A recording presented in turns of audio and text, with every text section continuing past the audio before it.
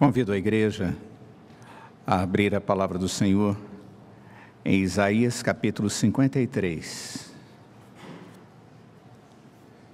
Esse foi o texto que nós usamos hoje pela manhã.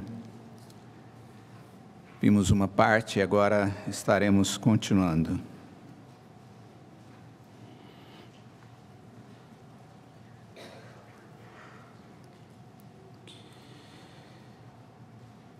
Isaías capítulo 53, que diz assim: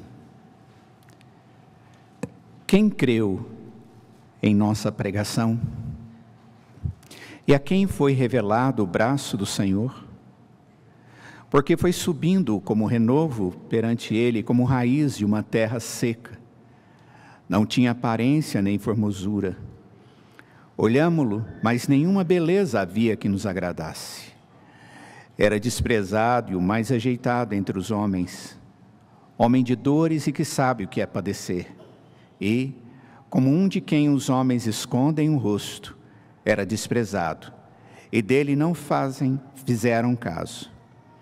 Certamente, ele tomou sobre si as nossas enfermidades e as nossas dores levou sobre si, e nós o reputávamos por aflito, ferido de Deus e oprimido. Mas ele foi traspassado pelas nossas transgressões e moído pelas nossas iniquidades. O castigo que nos traz a paz estava sobre ele, e pelas suas pisaduras fomos sarados.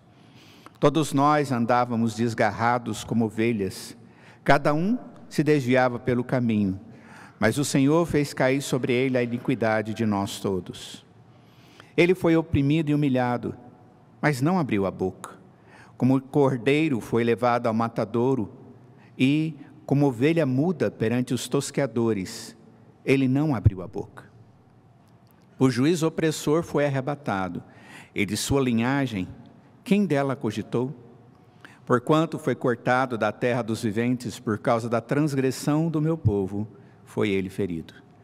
Designaram-lhe a sepultura com os perversos, mas com o rico esteve na sua morte, posto que nunca fez injustiça, nem dolo algum se achou em sua boca. Todavia, ao Senhor agradou moê-lo, fazendo-o enfermar.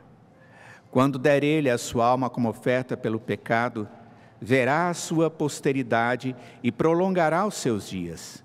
E a vontade do Senhor prosperará nas suas mãos. Ele verá o fruto do penoso trabalho de sua alma e ficará satisfeito. O meu servo justo, com o seu conhecimento, justificará muitos, porque as iniquidades deles levará sobre si. Por isso, eu lhe darei muitos como a sua parte, e com os poderosos repartirá ele o despojo. Portanto, derramou a sua alma na morte, foi contado com os transgressores. Contudo, levou sobre si o pecado de muitos, e pelos transgressores intercedeu. Oremos. Ó Deus, quando lemos a Tua palavra, o fazemos sempre, ó Pai, com grande alegria, porque é a Tua verdade. Mas ao mesmo tempo, ó Pai, manuseamos algo que é uma verdade santa, uma verdade que não podemos mudar, que devemos entender como ela é. E bem sabemos, ó Pai, que se não for pelo Teu Espírito, isso não pode acontecer. Por isso pedimos que o Senhor ilumine a mente de cada um de nós, e que o Senhor nos dê um entendimento da Tua verdade, para a transformação da nossa vida, para nos conduzir, ó Pai, como servos do Senhor, que compreendem bem a obra que foi feita pelo Teu Filho Jesus Cristo a nosso favor. Sê conosco agora, nós te pedimos em nome de Jesus. Amém. Mantenha a sua Bíblia aberta, se possível, nesse texto, pois nós vamos caminhar nele durante todo o tempo. Queridos, nós pela manhã fizemos a leitura do texto. A única diferença é que nós lemos do capítulo 52 a partir do verso de número 13 e depois o capítulo de número 53. E nós vimos que esse texto, que foi escrito por Isaías, o profeta de Deus, Ele foi escrito 750 anos aproximadamente antes que Jesus Cristo viesse a nascer, se encarnar e nascer. Então era uma profecia, uma promessa a respeito do Redentor. Promessa essa que já havia sido feita ao povo de Deus e que agora de uma forma tremendamente singular é feita por Isaías. Nenhuma outra profecia tem tantos detalhes a respeito da pessoa e da obra de Cristo quanto essa de Isaías 53. E hoje, sendo o dia em que falamos a respeito de Jesus, a sua obra expiatória, a sua ressurreição e o significado disso para nós como igreja, esse texto é muito importante e certamente há de nos falar ao coração. Pela manhã eu disse que nós dividiríamos o texto em 3 partes. Uma parte que nos mostra o Redentor, a pessoa do Redentor. Uma outra parte nos mostra o que ele fez como Redentor, para que ele tivesse a sua obra eficaz, realizada e nós pudéssemos desfrutar tudo isso. E a terceira parte é o prazer de Deus ao fazer essa obra. Como Deus se alegra com essa obra, apesar dela ser penosa, ser dura, ser dolorosa. Tanto para o pai que envia o filho, como para o filho que realiza a obra. Então essas são as 3 partes que vejo mais importantes no texto, apesar de haver muitas informações no texto. Pela manhã nós vimos a pessoa do Redentor. E nós vimos no verso de número 13 do capítulo 52, que a primeira coisa que o autor se preocupou em nos mostrar, através da orientação do Espírito Santo que o revelava, é que este Redentor, ele é o servo de Deus. Se você observar bem, esse servo está em destaque, e ele se refere ao Messias, ele se refere ao próprio Deus que se faz servo. Ao Jesus que vai se encarnar 750 anos depois, e é aquele que vai fazer uma obra que, segundo ele, é uma obra prudente. E nós vimos que essa obra prudente, o que ele age com prudência ao fazer as coisas, ele faz com detalhes, cumprindo tudo aquilo que deveria cumprir. E esse servo, que é sofredor e prudente, no devido tempo, Deus tem um propósito de exaltá-lo diante dos homens. Mas ele realiza uma obra. Este é um servo de Deus, o próprio Jesus encarnado, que muitos vão olhar para ele e vão ficar pasmos, vão ficar sem compreender muito bem, diz o texto, porque vão ver um Deus abatido, um homem sofrido, uma situação totalmente singular. Mas o texto diz que, apesar de que os homens não compreendam a princípio, ele diz o texto que na medida certa, muitos reis que nunca viram o Senhor Jesus, e muitos que nunca ouviram falar a respeito dele, haverão de crer nele, haverão de conhecer a respeito dele, haverão de se prostrar diante dele. E nós vimos que isso tem um significado todo especial, e é exatamente assim que na história acontece. Na medida em que o Evangelho é pregado, a mensagem da cruz, que é a loucura para os que se perdem, se torna a demonstração da graça de Deus para o homem. Pela ação do Espírito Santo, ele compreende essa mensagem, ele se prostra, sendo ele grande ou pequeno, diante desse verdadeiro Rei dos céus, o verdadeiro Salvador. E o texto vai nos mostrando a respeito de Jesus, desse Deus que faz a obra a nosso favor, que cumpre cabalmente a obra. Mas o texto nos mostra também a respeito da própria obra de Deus. E a pergunta que nós devemos, a princípio, buscar a resposta é: por que Jesus Cristo tinha que sofrer ou passar por tudo o que ele passou? Por que ele tinha que percorrer o caminho da morte? E como isso se deu? Qual a implicação disso? Quais as motivações e implicações disso? Tem um catecismo reformado chamado Catecismo de Heidelberg. Ele é um catecismo usado por igrejas reformadas.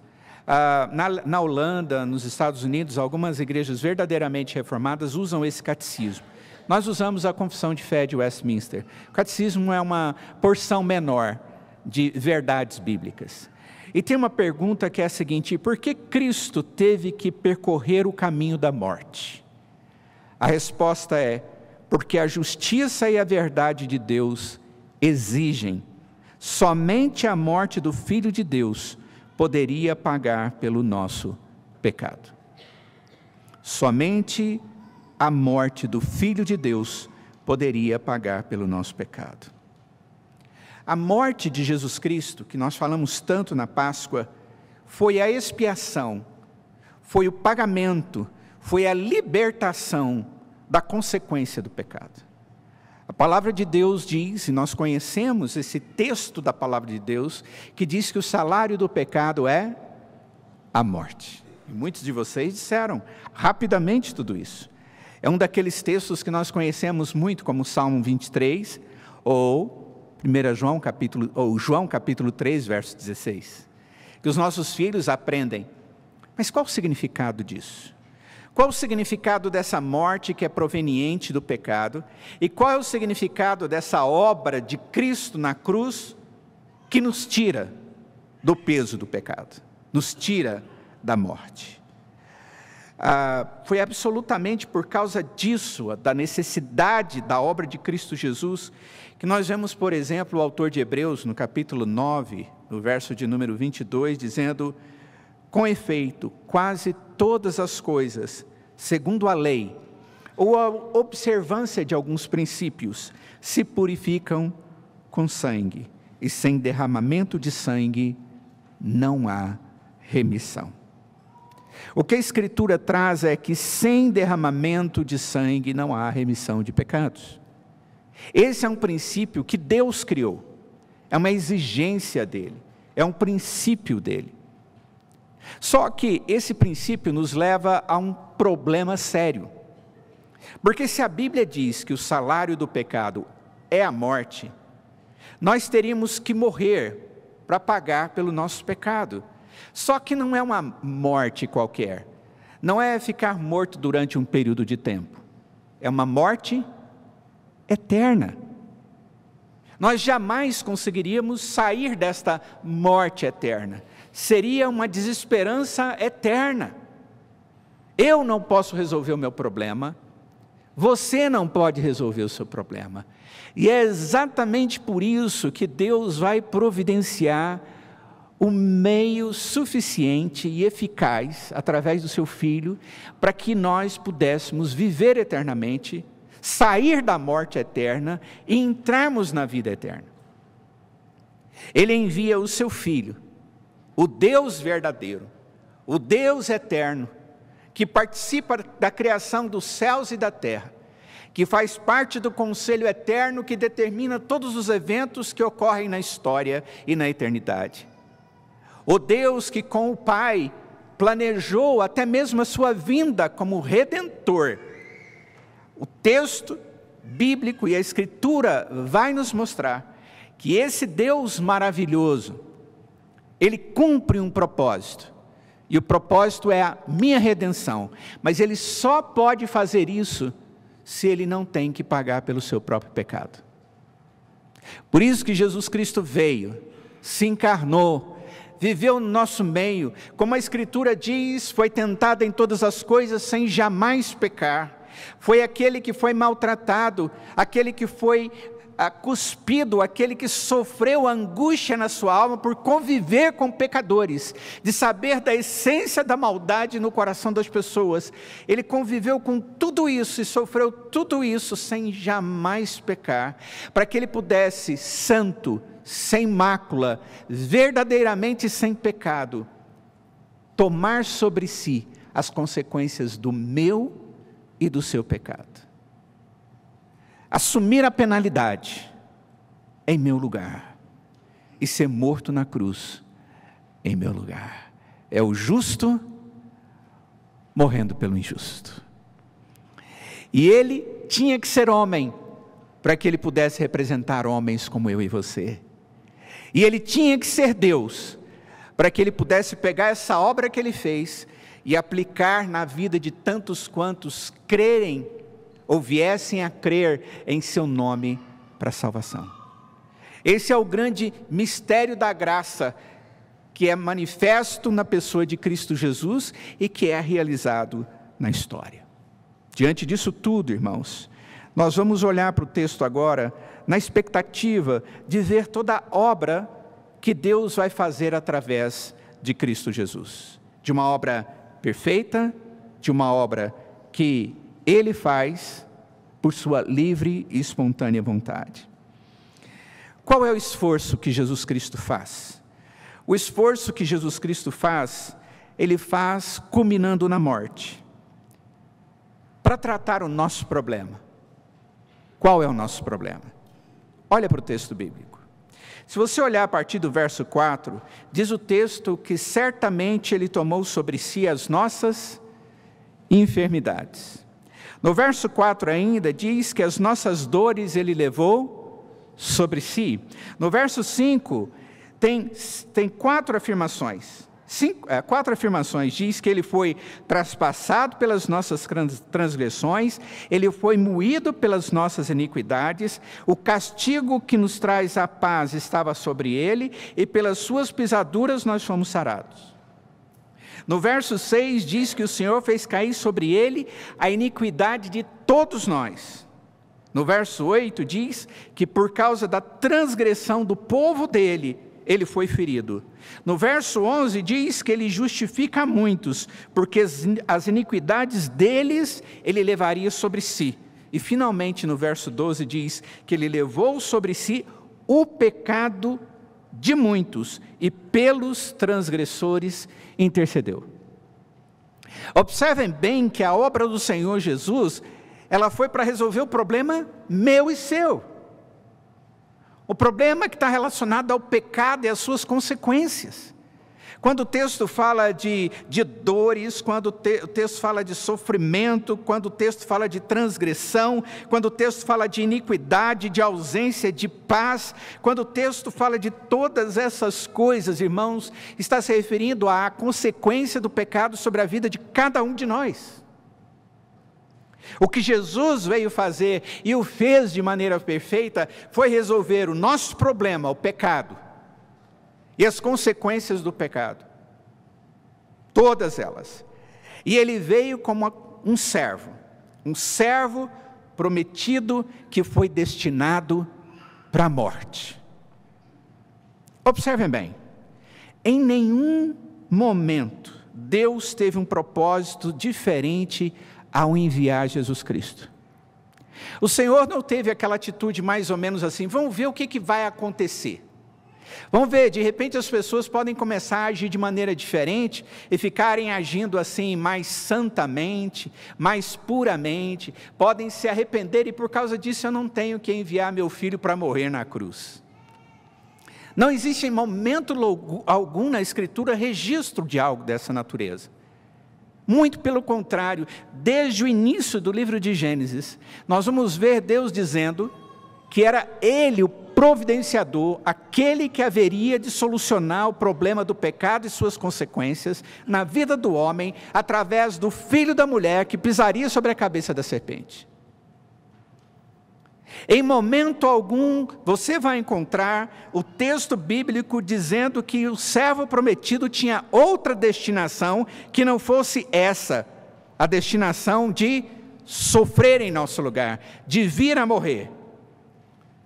O servo de Deus prometido tinha a função de morrer, ele tinha a função de padecer em nosso lugar, e essa é a essência do cristianismo, essa é a essência da informação bíblica.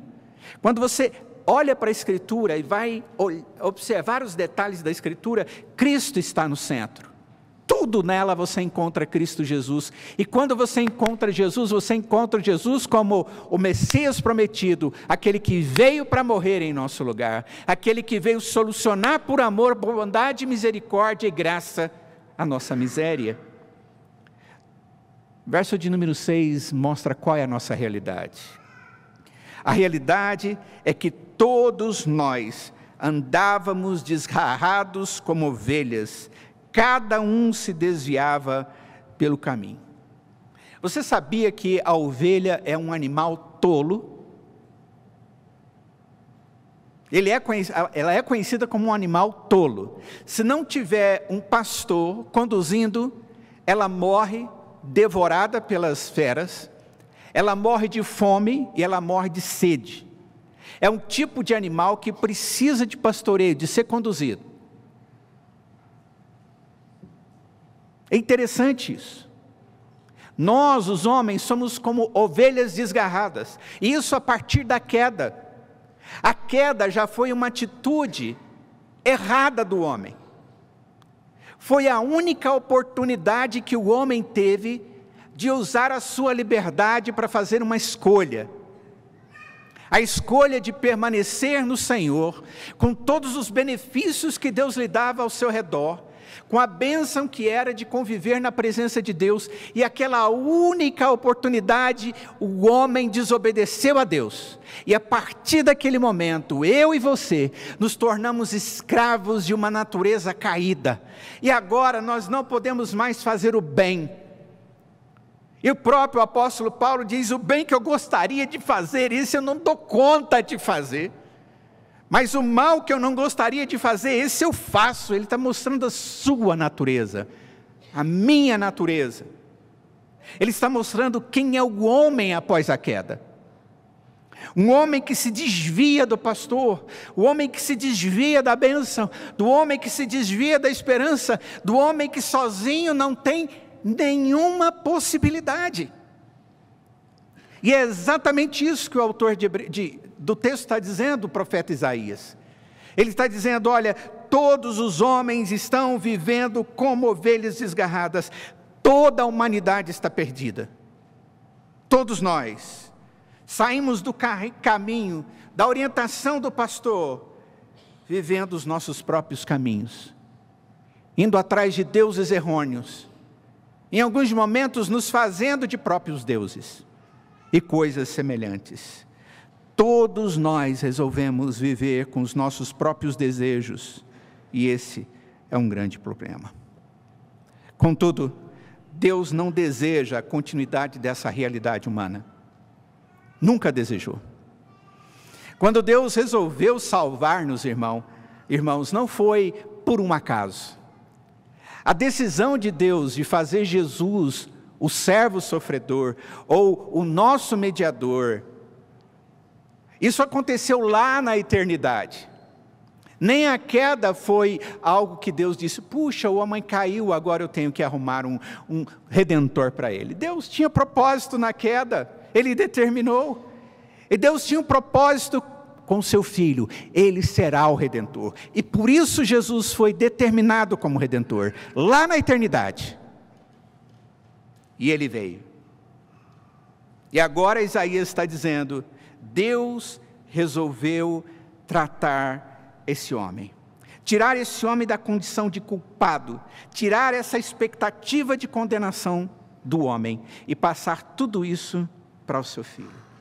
Deus, em seu eterno propósito, planejou enviar o sofredor, servo, não somente para mostrar amor para nós, amor também, mas também para tratar os nossos pecados e as suas consequências.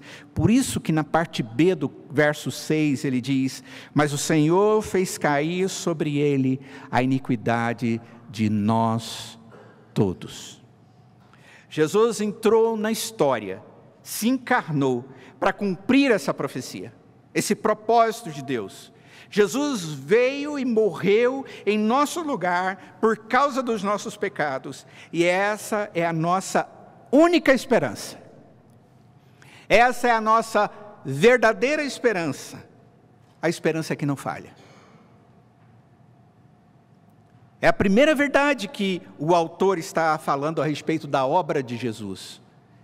Jesus teve a sua morte planejada pelo Pai. A morte de Jesus é claramente anunciada aqui no texto. Quer ver? Dá uma olhada, verso de número 8. O texto diz: por juízo opressor foi arrebatado, e de sua linhagem, quem dela cogitou?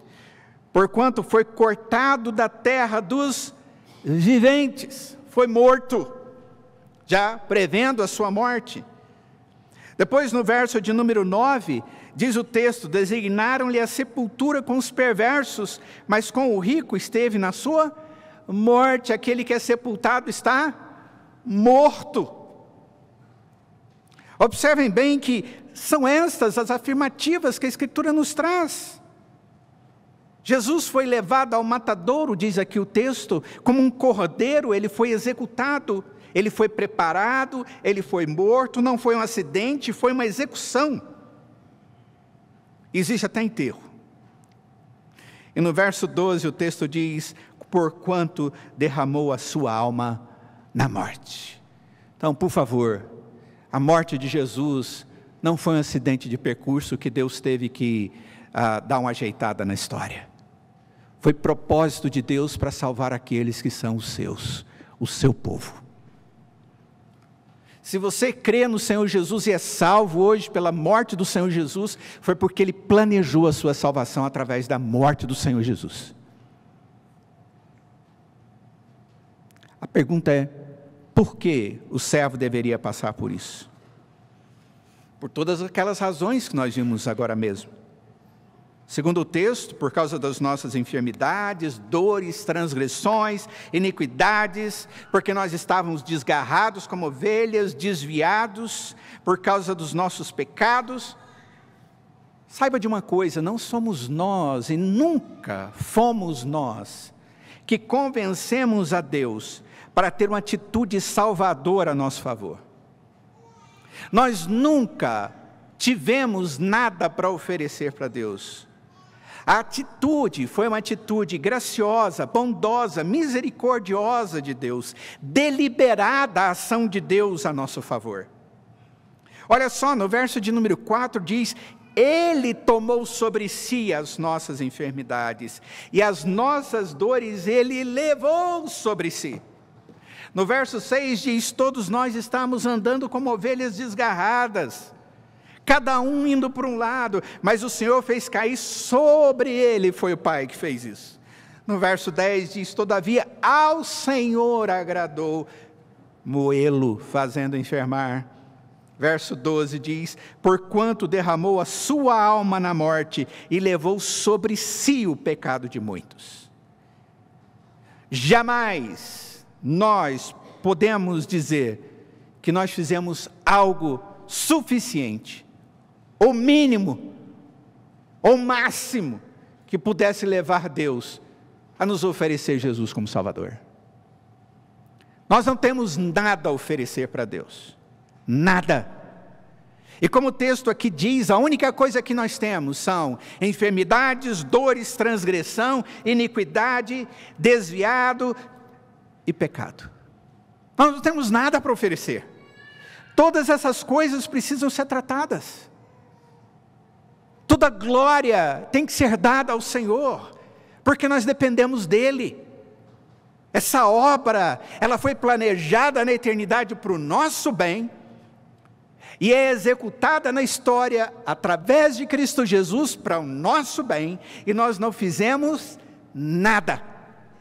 Pelo contrário, se Deus não nos para, se Deus com o seu Espírito não entra no nosso coração e nos convence a respeito do nosso pecado e a respeito do nosso amor, nós não vamos compreender isso e nós não creremos no Salvador.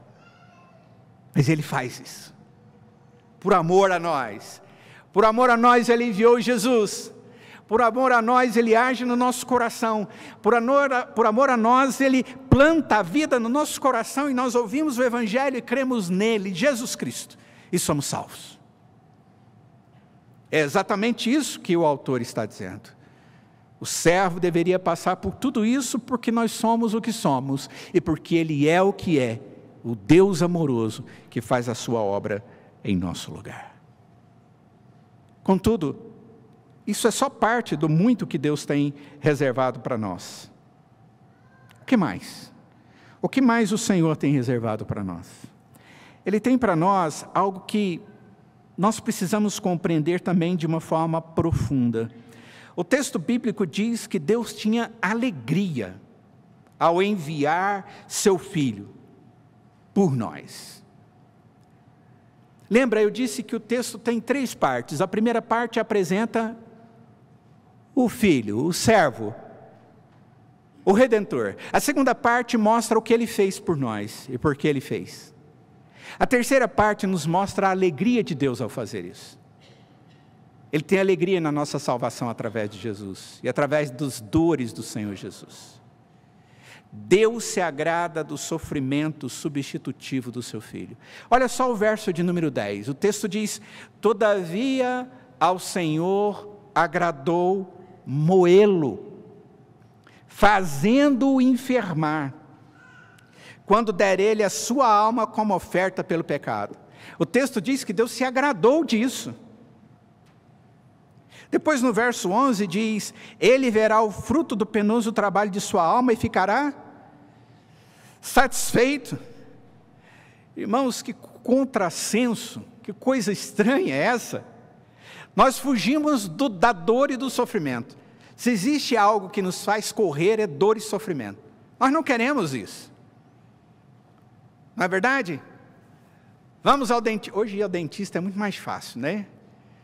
Eu lembro do dentista antigamente. Né? Hoje é assim, aquele negócio bem rápido. Né? Antigamente era um fiozinho que ficava assim, ó, e era assim, oh meu Deus do céu. Era nessa velocidade que a broquinha rodava. E eu lembro que eu era menino e eu entrava lá, e nós tínhamos um dentista da família O, lá na maravilhosa Araguari, chamado senhor Elmiro. E a hora que eu entrava lá dentro, tinha aquela cordinha que ainda tinha uma emenda, e ela fazia e aquele trem vinha, e ele tinha quase 70 e tantos anos de idade, e ele vinha assim para o meu lado. Não era à toa que eu pulava do jipe do meu pai e fugia. Não foi uma vez só que eu fiz isso. Eu não acreditava naquilo. Aquilo era algo que me dava medo, eu queria fugir daquilo.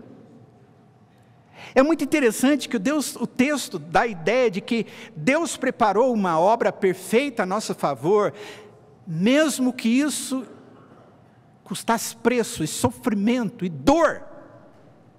E é interessante, Jesus sabia da sua dor. Jesus sabia desde o início do custo da sua obra expiatória. Ele sabia que ele deveria morrer, e que ele estava sendo enviado como o Cordeiro de Deus que tira o pecado. Desde criança ele demonstra esse conhecimento. Como Deus ele sabia. Quando João Batista o vê, olha para ele, aponta e diz: eis o Cordeiro de Deus que tira o pecado do mundo. Ele vê ele de novo e diz: eis o Cordeiro de Deus que tira o pecado do mundo. E Jesus sabe lá no Antigo Testamento que o Cordeiro de Deus que tira o pecado do mundo ia ser sacrificado. Ele sabia muito bem disso. A profecia diz: Deus tem propósito nisso e se agrada nisso. Não na morte do seu filho, mas no que a morte do seu filho trouxe para nós. Como também o fato dele não ter deixado o seu filho na morte, e isso ter significado para nós também. O profeta Isaías, após mostrar a dedicação do Cordeiro, em se dedicar a favor do seu povo com grande esforço e custo, ele diz: todavia. E essa palavra aponta para uma conclusão distinta daquela que provavelmente se aguardaria. A expectativa é o sofrimento. Ou a expectativa dele normalmente causa medo e desejo de fugir dessa possibilidade. Contudo, a conclusão do profeta contraria tudo isso. E o que o profeta diz é: ao Senhor agradou moê-lo. Você sabe que você foi salvo porque Jesus foi moído? O Filho de Deus encarnado foi maltratado por causa de você. Aquele pecado que você fez ontem e hoje, o fará amanhã, e sua herança em Adão, foi motivo da morte do Senhor Jesus. E Deus fez tudo isso agradando-se ao fazê-lo, por amor a você.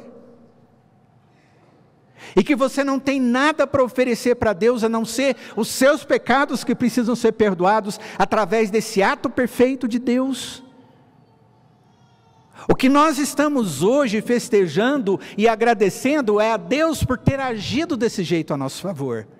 Porque nós reconhecemos essa obra e dizemos: louvado seja o Senhor, obrigado por isso, Pai, porque eu não mereço, porque sei quem sou, a miséria em que vivo, a ausência de habilidade comigo mesmo. Ao Pai, ao Senhor, agradou moê-lo. No verso 10 é dito que a vontade do Senhor prosperará nas suas mãos. Deus tem prazer na obra da expiação. E sabe de uma coisa? A palavra de Deus no Novo Testamento também nos fala que Jesus tinha prazer em fazer a vontade do Pai.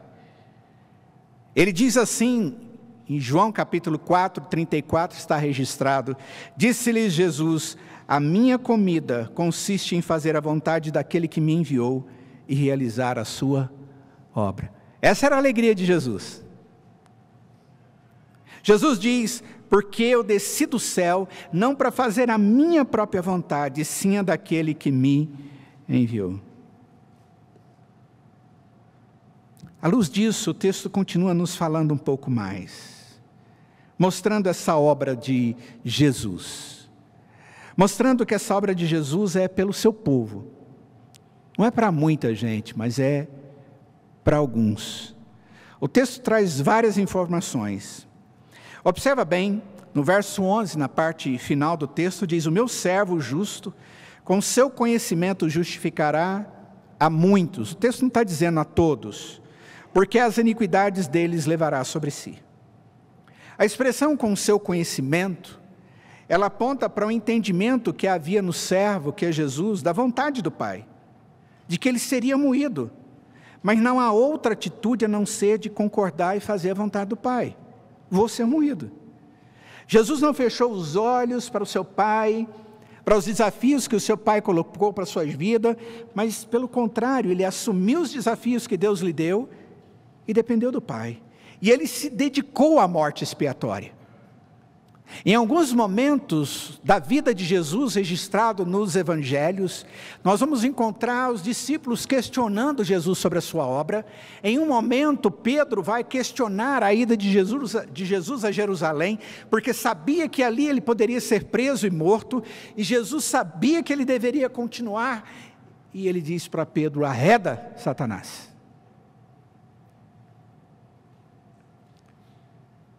É essa a atitude de Jesus. Ele deu a sua alma como oferta pelo pecado, para que ele pudesse, através do penoso trabalho de sua alma, nos perdoar. Jesus não foi acidentalmente atingido, mas ofereceu-se para a realização dessa obra. Ninguém mandou e forçou Jesus, e ele não andou pelas ruas de Jerusalém, por aquela região toda, carregando uma cruz nas costas, e dizendo: eu não quero ficar aqui, por favor, façam um levante e me tirem daqui. Jesus em momento algum xingou as pessoas que estavam fazendo assim, não xingou aqueles que puseram a coroa na sua cabeça de espinhos, ele não xingou e nem brigou contra aquelas pessoas que desejavam a sua morte. E quando ele chegou no Gólgota, naquele lugar de sacrifício, a palavra de Deus diz que ele deitou-se sobre aquela cruz e disse: pode colocar aí, coloca os pregos aí, faça o que tem que ser feito. Como ovelha muda, diz Isaías, como ovelha muda, ele foi sacrificado. A morte de Jesus não foi como a dos homens. Na sua morte, ele levou sobre si a culpa do pecado de muitos homens. Mas ele não ficou na morte. Ele ressuscitou.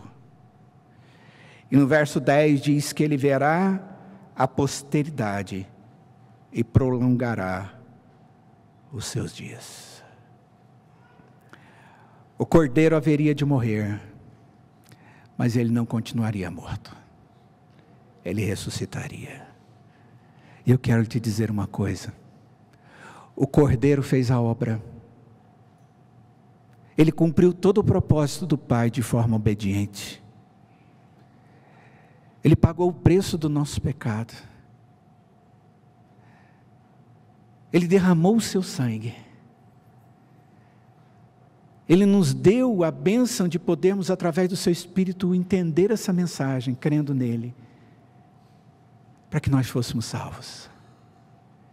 E esse Jesus, que ficou durante 3 dias morto, ressuscitou. Ele está vivo, assentado à destra de Deus, Pai. E Ele intercede por nós.